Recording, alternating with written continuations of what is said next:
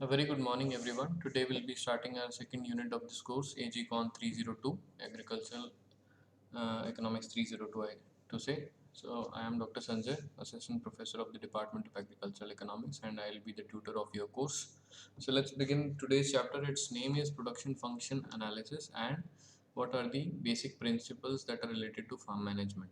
Okay, you'll get to understand the meaning of these big words when you enter into the topic. So, let's begin. These will be the content of the second unit, although in this particular lecture we'll be covering the first point, what is the meaning of farm management in terms of economics, and what is a production function and what are its basic types, what are factors of production, and the first principles, a principle among the 7 principles of farm management. These are the 7 principles of farm management. We'll be covering only first one in this particular video. Okay, so let's begin. Uh, what is the meaning of farm management in terms of economics? It's just the application of economic principle to the agricultural sciences. Okay, or you can say application of economic principle in the organization and operation of a farm. It's just simple as that. It gives us principles which are the 7 principles of farm management, which are helping a farmer in making rational decisions. Rational means well informed and thoughtful decisions. Okay, they are not just gut feeling, but they are based on mathematical concepts. They are best possible decisions that a person can make given their situation. Okay, so these farm management gives us principles that helps us in making rational decisions, like production programs, what crops to grow, how much to grow. We'll be talking about the actual application of these 7 principles of farm management and what they do or how they help a farmer in the coming slides. So let's just go for the basics first. What are the factors of production? Factors of production are necessarily the basic things that are required by a farmer to produce anything. Okay, all the inputs can be classified in these 4 factors of production. Land, that means everything that we get free from nature. That means essentially your land. Okay, your air, sunlight. Okay, and if you're getting water free from nature, let's say your farm is very near to a river where you're sourcing free water from, so water also comes under this factor of production called as land. It does not only mean land, but whatever we get free from nature comes under land. Then comes labor. Labor can be of different type. It can be manual labor, that means a person or an animal labor. Okay, it can be mechanical or using different types of machines. Okay, then comes capital. Financial means in money term, cash, and real capital means machinery. Machinery of all types, it comes under capital. Okay, labor, the thing that mechanical labor is the actual work done by the machines, that is called as mechanical labor, and the machine itself is called as capital. Okay, and the fourth factor of production is essentially the farmer himself. It is also a type of labor, but it is not just physical, it includes a lot of thinking part. It is mental form of labor. So the farmer uses their brain to manage land, labor and capital to produce output. Okay, so management is also a type of factor of production. So these are the 4 factors of production.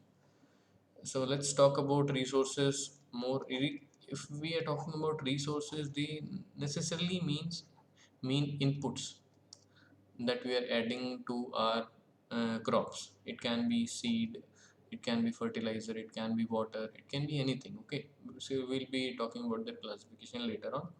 Some resources are fixed in nature and some are variable in nature. Fixed resources means their quantity does not change with the level of output. As we increase, output is denoted in production economics by big Y. Okay, As we increase our output, we cannot change the level of these resources, okay, in a short period of time. Let's say in an year or in a cropping season of 6 months, it's not possible to buy new land and increase our production. Okay, we cannot do that. So land is a fixed resource. Okay, just like land, water is also a fixed resource, because finding new sources of water is not easy at all. It takes a lot of time to find new water resources. Variable resources, if you want to increase the level of output in a cropping season itself, so what can be done? We can use better quality seeds, we can increase their quantity, we can increase the quantity of, let's say, fertilizers. So these are variable resources. The quantity of these resources can be increased to increase the level of output within a growing season. Remember, we are talking about within a growing season, which is necessarily from 3 to 12 months depending on crop to crop. Okay, 3 months for vegetable crop, 12 months for, let's say, sugarcane crop. Some resources are called as stock resources, some are called as, sorry, some are called as stock resources and some are called as flow resources. Stock resources, that mean we can choose not to use those inputs today and store them, and can be later on, can be used later on. Simple example, you may not need you may not want to use the whole seed today, or whole fertilizer, or whole irrigation water today, or let's say any other input, any other quantifiable input, let's say FYM. Okay, so these things can be stored and can be used later on. That's why these are called as stock resources. Okay, flow resources, you actually cannot store them. If you want to use them today, but they'll not be available tomorrow. Let's say human labor, the work a person can do today is only limited to today, because you cannot store his today's work. If you are not using your hired labor for working today, but you'll have to pay him, so it's not that you can ask him to do double work tomorrow. He will not do double work tomorrow, because human labor cannot be stored. Just similarly, mechanical labor, if you can choose to use the machine today and tomorrow, but you cannot uh, choose to get double work done out of a machine tomorrow. Okay, because it can do only a limited amount of work in a day. So human labor, mechanical labor of any kind, they cannot be stored. Their services which can be used today cannot be used tomorrow along with tomorrow's services. Okay, cannot be stored. So what is a production function and what are its types? Production is simply means creation of utility.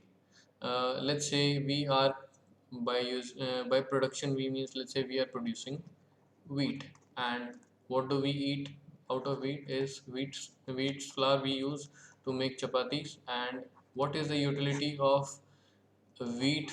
Actually is to make chapati or bread to satisfy our hunger. Okay, so what is the purpose of wheat? It is to satisfy our hunger, or uh, let's say utility is demand satisfying power of something.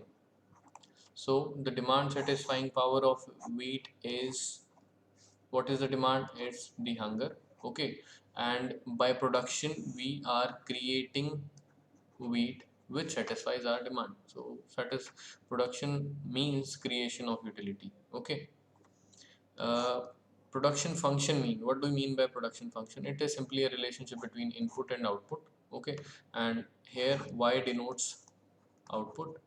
Output is a function of, that means output depends on, a means technology, l means labor, k means capital, of all the types, financial and real. This means management. Okay, so this part is new for you.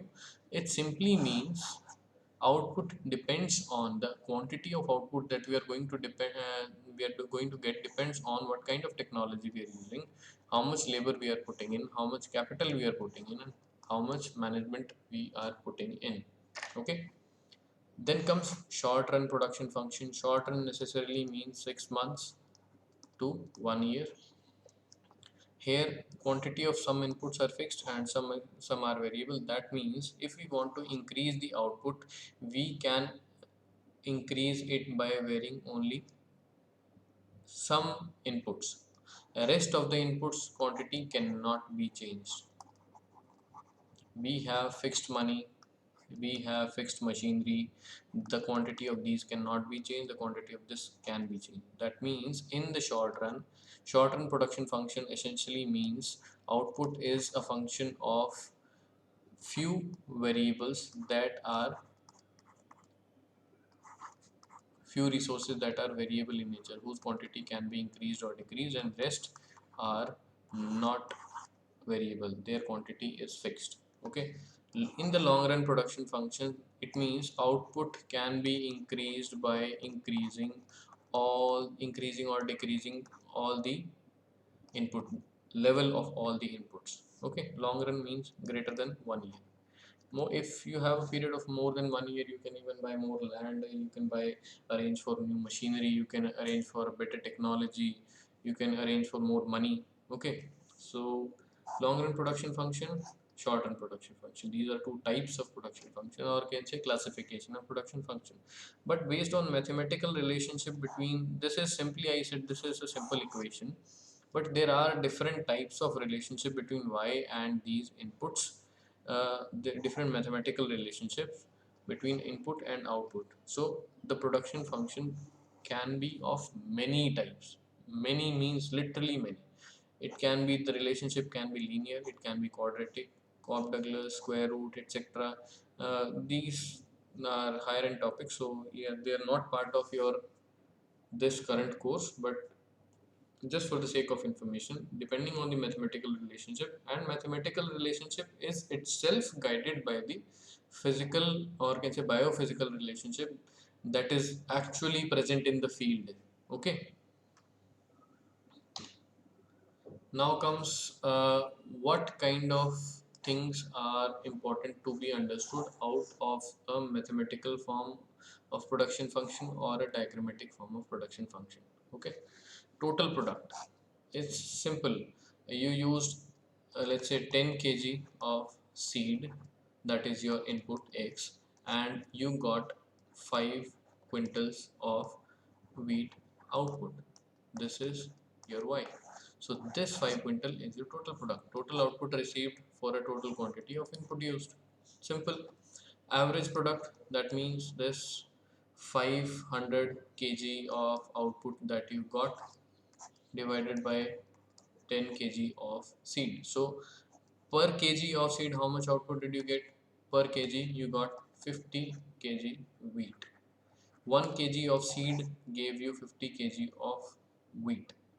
That means 50 kg is your average product. Okay, output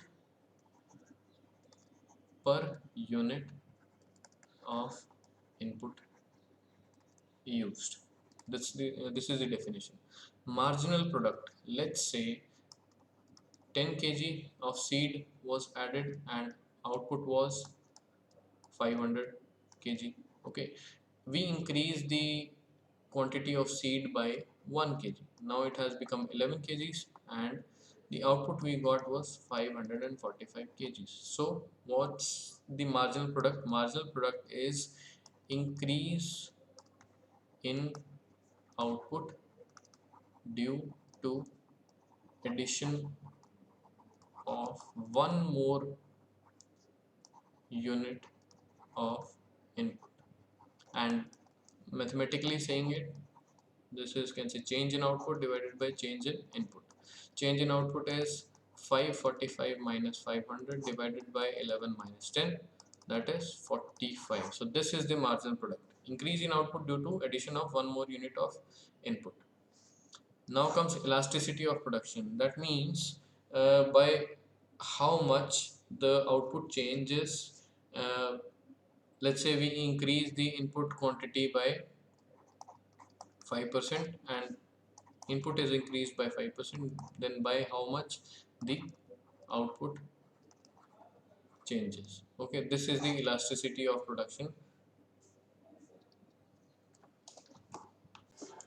So the elasticity of production basically means, let's say percentage change in, okay, so this is not right, percentage change in y divided by percentage change in x. So how does it convert to marginal product divided by average product? So what it necessarily means is change in output divided by percentage change in input, and what it means is final y minus initial y divided by y initial divided by same thing for x, that means final minus x initial divided by x initial. So if we just, this is the easy, this is the more basic form and this is the easier form. And what happens now, if we just rearrange it, delta y divided by delta x into, is x goes up, x divided by y. So this is the inverse of average product and this is marginal product. So you can get it now how this formula comes, builds up. So this is called as elasticity of production, by how much, if we vary the input by 5% or let's say 10% or 1%, by how much percent the output changes. This is called as elasticity of production. Okay, and these diagrams, let's understand them. This is the input quantity on x-axis and this is the output quantity on y-axis. As we keep on increasing the input, this is how the total product changes. This one, total product changes.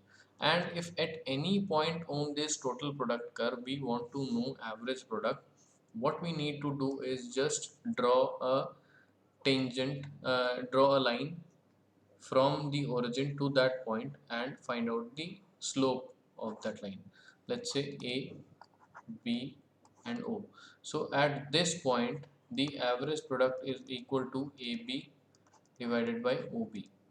Alright, and if at any point we want to know the marginal product of the production function, this is essentially a production function. That means how the output is behaving as we vary the input quantity. So at any point on the production function, if we want to find out marginal product, just draw a tangent to that point, connect it to the axis and find out its slope. Let's say D, D dash and O dash. So the marginal product will be D D dash divided by O dash D dash. So simple. If you want to find out average product at any point on the marginal on the production function, you just draw a tangent from the origin and find out its slope. And if you want to find out marginal product, you just draw a tangent at that point and find out its slope. Okay, let's move to the next point now.